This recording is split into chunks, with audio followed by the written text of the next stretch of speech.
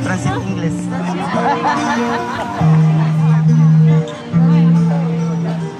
Boy, guys, help me. Somebody help me. Thank you for giving me a short message. And that kind of help me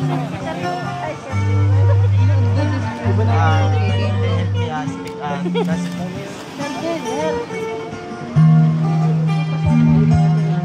Hello.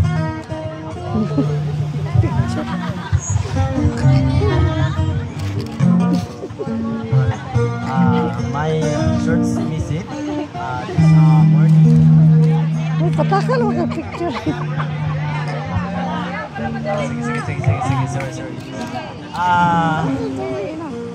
Salamat kay ko sa Ginoo kay yahagi kong gisapnay o kaya gisampit na mo join sa 1,000 missionary.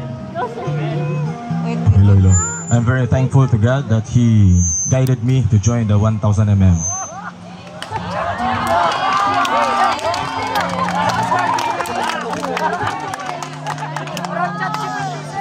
Listen.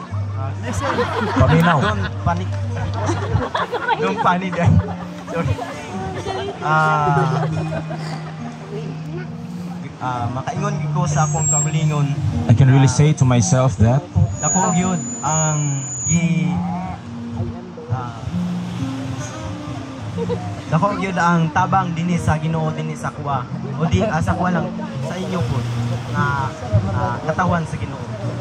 that God really gave me great help, not only to me but to all of you.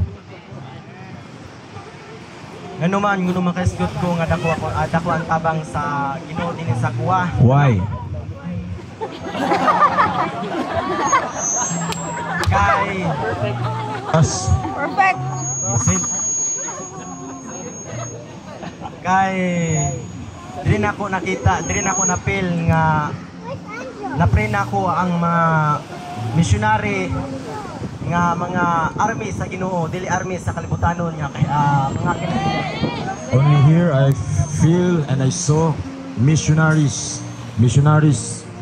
not worldly missionaries, but missionaries for the Lord. ngano man nakaisgot ko ginana. Why?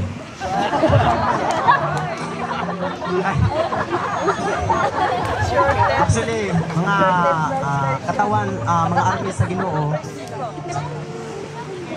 nagtubog yun ko nga dili complete wala nagtubog yun ko nga walay pamilya, nagtubog ko sa barkada. I grew up in a broken family and I grew up with different friends.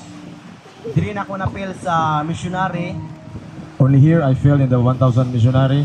nga atong kapanahonan ang mga barkada nako kalibutanon. Pero karon praise God, nga gitagaan ko mga kaigsoon sa Kristohanon o kaya sa mga bulhaton atubang sa Ginoo. Amen. Amen. During those days, I have a lot of friends, but in here, right now, I have a lot of missionary and good friends. Actually, Sa tinuod lang. sa training dire, grabe. Pag-join na ako, halos kamatayon ang patay. So when I joined here, especially in the super training, I'm dead. Pero napili ko sa Ginoo, serious gid ka pag-pray sa Ginoo. Dili kitubag ini napili ginako nga naagyot ihatag sa Ginoo ang balang espiritu dinhi sa kuwa. What I did is that I prayed seriously to God, and then He answered me right away. Ngano mga kaigsunan. Why? Kay bisag unsa kasakit sa init apan murag wala lang nako. Bisag grabe. Napili ginako minsan pag nakikita, sorry kay everyone nakikita ko sa inyo minsan kayo pagod ako. Hindi ko talaga mapigilan, tatawa talaga ako.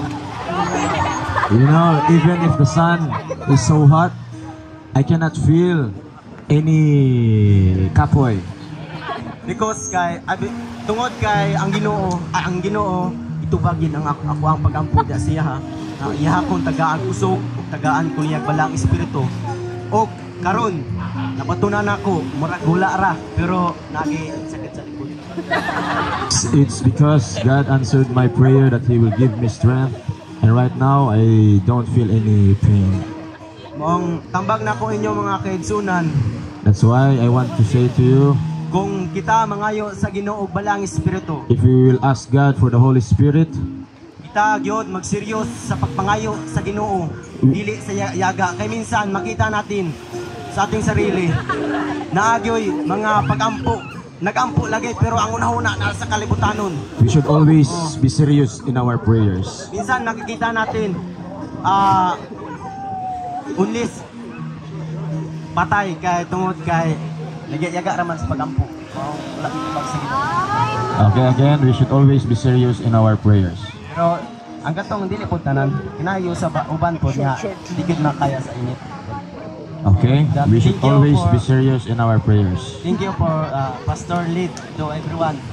This youth training 1,000 missionary. Thank you. Amen.